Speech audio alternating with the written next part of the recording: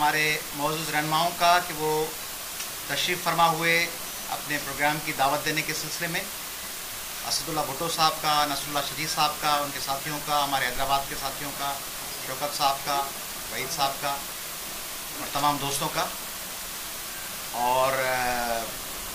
भुट्टो साहब कोई दावतनामा लाए हैं और मैं मशकूर हूँ उनका उस दावत के सिलसिले में। सईमा, मैं जो हूँ जमात इस्लामी की तरफ से कौमी कन्वेंशन हमने एक रखा है। 12 मई को बहुत बड़े दहशतगर्दी के वाक़े को इस वक्त उजागर करने की ज़रूरत है, क्योंकि इसको अदालत ने भी अभी तक अपने किसी भी फोरम पे इसके ऊपर कोई सुओ मोटस तो नहीं, लेकिन जो सिंध हाई कोर्ट में जो बल्कि सिंध हाई कोर्ट में भी जो पिटीशन्स पेंडिंग थी उनके ऊपर भी अब तक कोई फ़ैसला नहीं आ सका है। इसी तरह से हुकूमत सिंध ने भी अब तक और हुकूमत पाकिस्तान ने भी कोई ऐसी कमीशन नहीं बनाई जो 12 मई के इस दहशतगर्दी के वाक़े को कुछ कर सके। बल्कि मुझे अफसोस है कि जो कमीशन बनी थी उस कमीशन को एक्सटेंड भी नहीं किया गया। इसलिए मैं समझता हूँ कि सिंध के अंदर अमन अमान कायम करने के लिए ज़रूरी है कि दहशतगर्दी का रास्ता रोका जाए,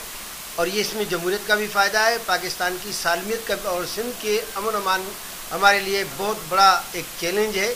कराची में रोज़ लोग मर रहे हैं, इसलिए हमने ये कौमी कॉन्फ्रेंस रखी है। हम जनाब अयाज़ लतीफ़ फलीजो साहब सदर अवामी तहरीक के शुक्रगुज़ार हैं कि उन्होंने हमें टाइम भी दिया है। हम अपने दोस्तों के साथ जनाब नसरुल्लाह खान शजी साहब, साबिक डिप्टी पार्लियामानी लीडर सिंध असम्बली, जनाब मुस्लिम परवेज़ साहब, सिटी गवर्नमेंट में हमारे लीडर हाउस थे,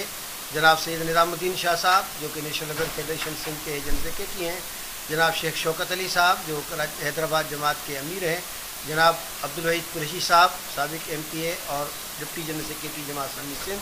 और मैं अवामी तहरीक के भी तमाम दोस्तों का शुक्रगुज़ार हूँ और उम्मीद करता हूँ कि इंशाअल्लाह इस कौमी कॉन्फ्रेंस के नतीजे में सिंध के अंदर दहशतगर्दी का रास्ता बंद होगा। मैं आप सब सहाफ़ियों का शुक्रगुज़ार हूँ और मैं इस मौके पर इस बात को दोहराना चाहूँगा कि 12 मई के वाक़े को पाकिस्तान की रियासत के तमाम पिलर्स भुला चुके हैं। पाकिस्तान की हुकूमत, पीपल्स पार्टी और उसमें शामिल अवामी नेशनल पार्टी और तमाम फंक्शनल लीग वगैरह भुला चुके हैं। हमारी अपोजिशन भुला चुकी है। Leader of the opposition Chaudhry Nisar Sahib 12 मई के बारे में बोलते हुए कभी सुनाई नहीं दिए। सिंध असम्बली में जो अपोजिशन लीडर हैं जाम मदद अली, वो कभी सुनाई नहीं दिए। पाकिस्तान की जुडिशरी भुला चुकी है। आपके तवस्सुत से अवामी तहरीक के सदर और कारकुन के हैसियत से भी, और एक सिंध के कॉन्स्टिट्यूशनल लॉयर की हैसियत से, मैं सिंध हाई कोर्ट के चीफ जस्टिस जो जदोजहदों में हमारे साथी रहे हैं, मुशीर आलम साहब, और हमारे जदोजहदों के साथी इफ्तिखार मोहम्मद चौधरी साहब को याद दिलाना चाहूँगा कि उनकी बहाली के लिए जो नौजवान कराची के रस्तों पर निकले और जिनको गोलियों से भुना गया, वो अवामी तहरीक के, जमात इस्लामी के, पीपल्स पार्टी के, अवामी नेशनल पार्टी के, सुन्नी तहरीक के, दूसरी जमातों के जो कारकुनान थे, उन सबको वो भूल चुके हैं। मगर आपके तवस्सुत से हम याद दिला रहे हैं कि जमात इस्लामी और अवामी तहरीक नहीं भूले, और सिंध के जमहूरियत पसंद और अवाम दोस्त लोग नहीं भूले। इसलिए हम याद दिलाना चाहते हैं 12 मई के इस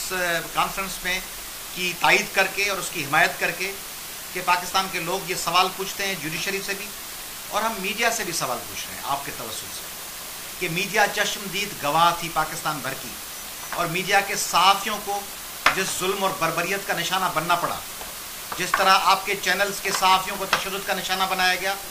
जिस तरह आपके सहाफ़ियों को ज़मीन पे लेट कर कवरेज करनी पड़ी, जिस तरह उनको मज़ार कायद के पास और गार्डन की गलियों में जिस तरह उन पर फायरिंग की गई, और उसके नतीजे में जिस तरह उनको ज़ख्मी होना पड़ा, रेलवे की पटड़ियों पर सिंधी मीडिया के कुछ सहाफ़ियों को रेलवे की पटड़ियों पर लेट कर अपनी जान बचानी पड़ी, उन लम्हात को हमने याद रखा हुआ है। हम समझते हैं कि हमारे सहाफ़ी भाइयों को भी याद है, मगर मीडिया के ऑनर्स की पॉलिसी की वजह से उनको मजबूरन उसको भुलाने पे मजबूर किया जा रहा है। हम आपके तवस्सुत से उनको भी कॉल दे रहे हैं, पाकिस्तान की सिविल सोसाइटी और पाकिस्तान की NGOs जो ख़वातीन मसले पे बोलती हैं, جو اقلیتوں کے معاملے پہ بیانات دیتی ہیں، پاکستان کی NGOs جو مختلف علاقوں میں تعلیم کے حوالے سے اپنے مسائل پر کانفرنسز اور سیمینار کرتے ہیں، وہ سول سوسائٹی کہاں ہے؟ کراچی کی، حیدرآباد کی، لاہور کی اور اسلام آباد کی اور پنڈی کی، اس سول سوسائٹی نے، جو سول سوسائٹی کہلاتی ہے پاکستان کی، وہ کہاں ہے 12 مئی پہ؟ کیا 12 مئی پہ شہید ہونے والے لوگ پاکستان کے عام شہری نہیں تھے؟ تو کون سی کراچی میں اور لاہور اور اسلام آباد میں کون سی NGO ہے جس نے کوئی کانفرنس یا کوئی میٹنگ بلوائی اور کنڈیم کیا ہو؟ تو یہ جو سب خاموشی، ایک مجرمانہ خاموشی اختیار کی گئی ہے، ہم اس کی مذمت کرتے ہیں اور ان سب کو کال کرتے ہیں. بلکہ میں اپنی توسط سے اپنے طرف سے ان تمام لوگوں کو کال کروں گا کہ جماعت اسلامی کی اس کانفرنس میں شریک ہوں اور ایک متفقہ آواز بلند کریں. اور میں اس موقع پہ یہ بھی بتانا چاہوں گا کہ پاکستان میں جماعت اسلامی کی طرح، عوامی تحریک کی طرح بہت سے ایسے لوگ ہیں بلوچستان میں، پختونخوا میں، پنجاب میں، سندھ میں، جو بہت سے ایشوز پہ ان کی کامن ایجنڈا ہے. فیوڈلزم کے خاتمے کے حوالے سے، دہشت گردی جو کراچی اور مختلف شہروں میں ٹارگٹ کلنگ اس کے خاتمے کے حوالے سے، انٹرنیشنل طاقتوں سے جو ڈکٹیشن لیا جا رہا ہے اس کے حوالے سے،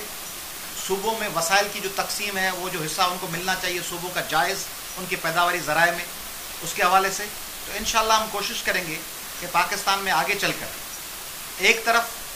جب ساری مفاد پرست قوتیں آپس میں مل رہی ہیں، خواہ وہ پیپلز پارٹی ہو، MQM ہو یا کیو لیگ ہو، مفاد پرست اور پاکستان کو عالمی طاقتوں کی کالونی بنانے والی قوتیں جب ایک دوسرے کی جانب ہاتھ بڑھا رہی ہیں اور ایک دوسرے کے ساتھ بیٹھ کر عوام کی لوٹ کھسوٹ کے لیے مشترکہ ایجنڈا بنا رہے ہیں، تو یہ لمحہ فکریہ ہے پاکستان کی ان تمام پولیٹیکل قوتوں کے لیے جو عوامی مسائل اور عوامی حقوق کے لیے آواز اٹھاتی رہی ہیں، کہ کیا وہ آپس میں قریب نہیں آ سکتی؟ جب فاشزم کی، کالونیل ماسٹرز کی قوتیں قریب آ رہی ہیں تو عوامی قوتیں اور عوام کے حقوق کے لیے بات کرنے والی قوتیں قریب کیوں نہیں آتی؟ اس حوالے سے بھی انشاءاللہ ہم چاہیں گے کہ جلد پیش رفت.